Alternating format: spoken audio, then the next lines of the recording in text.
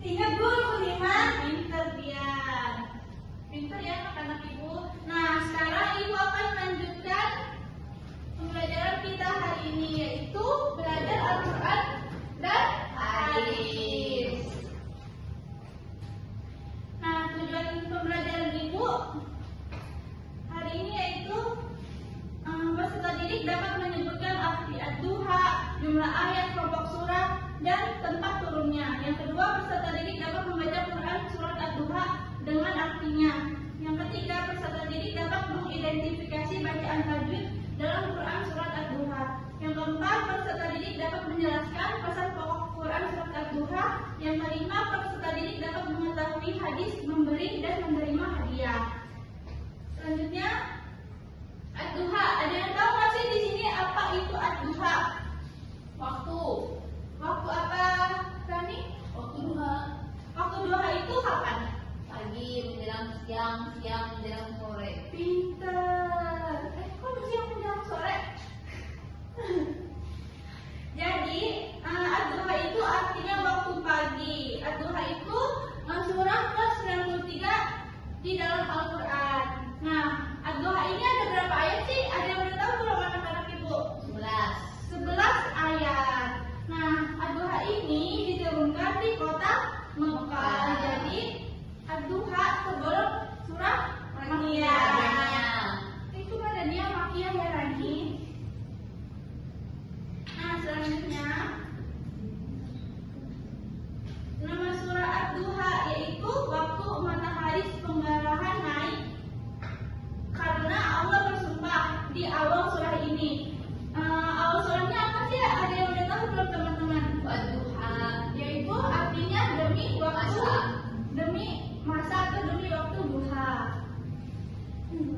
Nah, melalui surat ini Allah Subhanahu wa Ta'ala secara khusus menunjukkan kasih sayang dan cintanya kepada Rasulullah Shallallahu Alaihi Wasallam, sekaligus sebagai jawaban kepada orang-orang kafir atau anak yatim. Sedangkan secara umum surat ini Allah mengajarkan kepada hamba-hambanya untuk mensyukuri nikmat Allah yang telah Allah berikan kepada kita. Nah, selanjutnya kita membaca Quran surat ad-duha ayat 1 sampai 11. Nah, ibu membacakan terlebih dahulu, anak-anak selanjutnya mengikuti ya. Ya, ibu.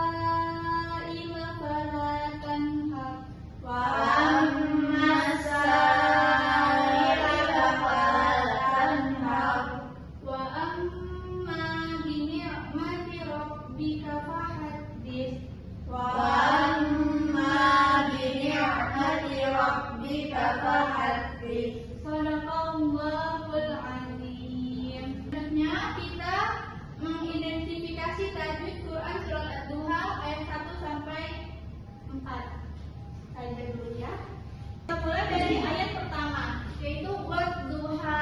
Di sini ada alif lam bertemu huruf Syamsiah. yaitu huruf Wa. maka alif lam syamsiah. Syamsiah. Dibacanya apa kalau kayak gini? Al. Wadduha. Jadi udah dimasukkan ke Wa. benar, pintar anak ibu. Selanjutnya ini ada hukum bacaan mat karena ada huruf. Kita mulai dari ayat pertama, yaitu wadduha. Di sini ada alif lam bertemu huruf Syamsiah. yaitu huruf Wa. maka alif lam syamsiah. Syamsiah. Dibacanya apa kalau kayak gini? Al. Wadduha. Jadi udah dimasukkan ke Wa. benar, pintar anak ibu. Selanjutnya ini ada hukum bacaan mat karena ada huruf. Selanjutnya ini ada bacaan mat tabiin. Nah, oke. Boleh. Nah, ayat yang kedua, walaili idza saja. Walai ini alif lam syamsiah karena bertemu dengan huruf Mat. lam. Iya benar. Selanjutnya ada bacaan Lain. karena ada yang mati sebelumnya berharokat fathah. Nah ini ada iza, yaitu apa? Tabiin. Karena ada iza yang berharokat fathah dan sesudahnya ada huruf alif. Terus selanjutnya saja sama ya itu matod ini. Nah, anak ibu udah sampai sini sudah paham? Insyaallah. Nah, kita perhatikan terjemahan Quran surat Ad-Duha. Yang pertama demi waktu duha ketika matahari naik sepenggal. Yang kedua dan demi malam apabila telah sunyi. Yang ketiga tolong dibacakan dia. Tuhanmu tidak meninggalkan engkau Muhammad dan tidak pernah membencimu. Yang keempat Dan sungguh yang kemudian itu lebih baik bagimu dari yang permulaan. Yang kelima, dan sungguh pula Tuhanmu pasti memberikan karunia-Nya kepadamu sehingga aku menjadi puas. Yang keenam, bukankah dia mendapatimu sebagai seorang yatim lalu dia melindungimu? Yang ketujuh, dan dia mendapatimu sebagai seorang yang bingung lalu dia memberi petunjuk. Yang kedelapan, dan dia mendapatimu sebagai seorang yang kekurangan lalu dia memberikan kecukupan. Yang kesembilan, maka terhadap anak yatim janganlah engkau berlaku sewenang-wenang. Yang kesepuluh, dan terhadap orang yang meminta-minta janganlah engkau menghadapnya. Yang kesebelas, dan terhadap kedua tanganmu hendaklah engkau nyatakan dengan bersyukur. Nah, karena sebelumnya itu arti ad-duha, kita udah baca dan paham arti ad-duha. Nah, selanjutnya ini pesan pokok surat ad-duha. Pesan pokoknya itu penegasan bahwa Allah tidak meninggalkan dan membenci Nabi Muhammad SAW ketika sewaktu tidak turunnya wahyu.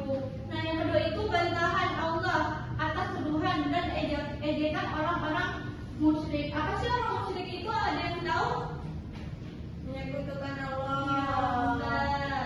Makasih sifat. Terus yang ketiga, Allah berjanji akan melepaskan semua kesusahan dan kesedihan yang dialami Nabi Muhammad SAW dengan ketenangan, keagungan, dan kebahagiaan.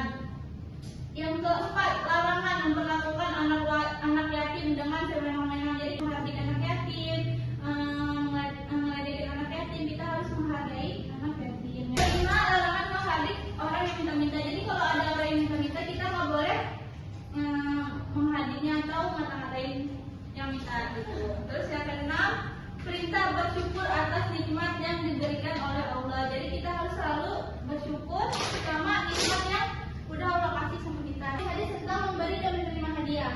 Al-hadis atau biasa disebut juga dengan as-sunnah, artinya perkataan atau sabda, perbuatan, ketetapan dan persetujuan dari Nabi Muhammad SAW yang dijadikan landasan syariat Islam. Nah, adapun hadisnya boleh dibacakan sama sifat. Ani bin Umar anna Rasulullah sallallahu alaihi wasallam qala al-yadul ulya khairun min al-yadis sufla. Fal yadul ulya hiyal munfiqatu wa sufla yasa'ilatu. Muttafaqun alaih. Artinya dari Ibnu Umar radhiyallahu anhu, sesungguhnya Rasulullah SAW Wasallam telah bersabda, tangan di atas itu lebih baik dari tangan di bawah. Tangan yang di atas itu ialah yang memberi, dan tangan yang di bawah itu ialah yang meminta.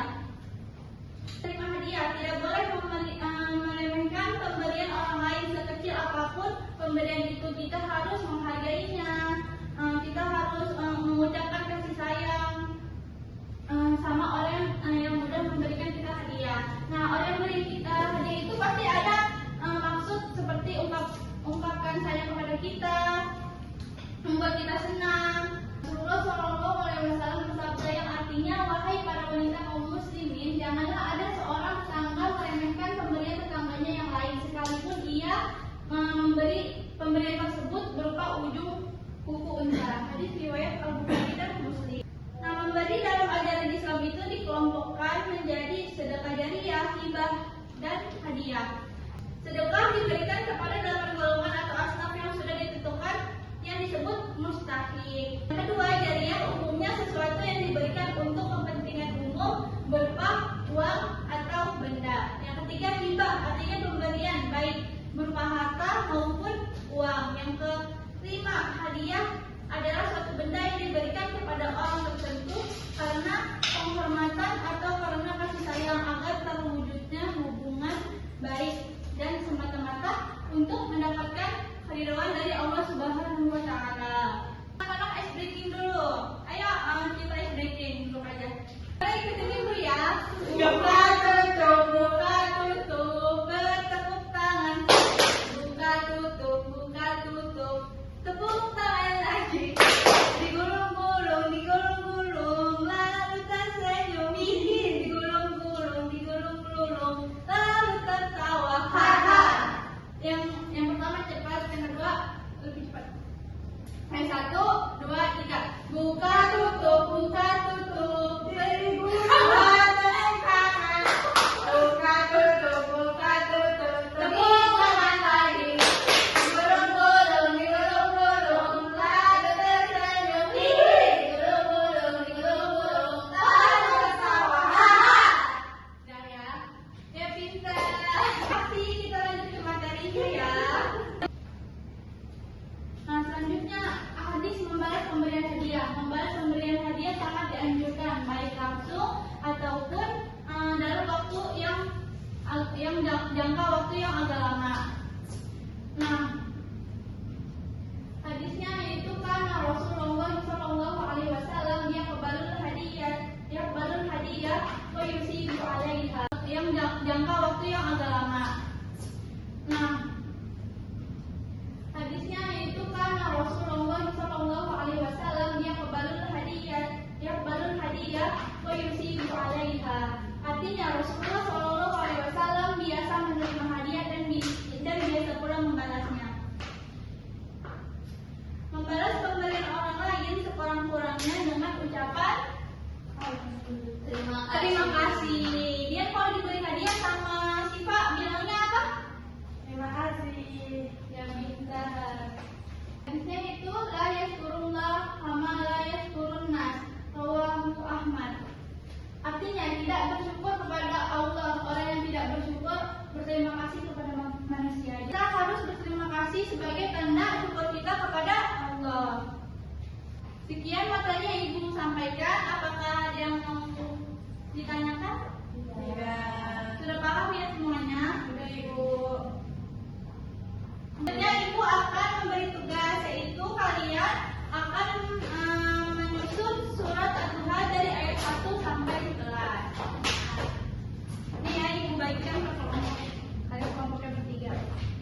Enggak ada di Boleh dipresentasikan surat Al-Duha. Iya.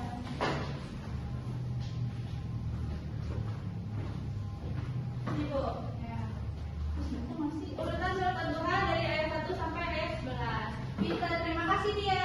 Sama Ibu. Nah, sekian. Sebelum Ibu tutup pembelajaran hari ini, Ibu ingin menyimpulkan surat Al-Duha. Al-Duha itu artinya apa? Waktu duha. Ayatnya ada berapa?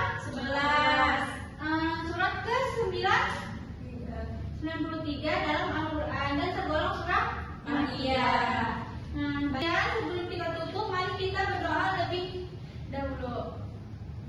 Doa dipimpin oleh Rani. Baik, semua dimulai.